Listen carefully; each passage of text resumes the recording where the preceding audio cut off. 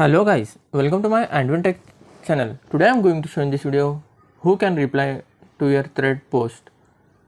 So before going to start the video, if you are not subscribed my channel, please subscribe. So let's start the video. Guys, if you want to select only who can reply to your thread post, then I will show you how to do this. First of all, you need to open your thread application. After that, you need to select post option. You need to attach any image from here. You can see your attachment icon. Just tap on that, select the image. After that, below you can see anyone can reply. You need to tap on that. Here you can see three options: anyone, profiles you follow, and mentioned only. You can select anyone.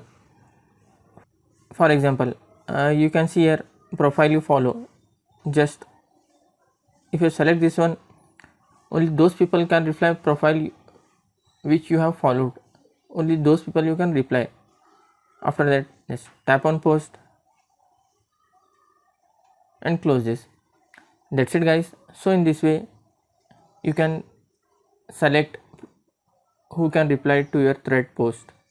Thanks for watching. Hope if you like this video, please like, share and don't forget to subscribe.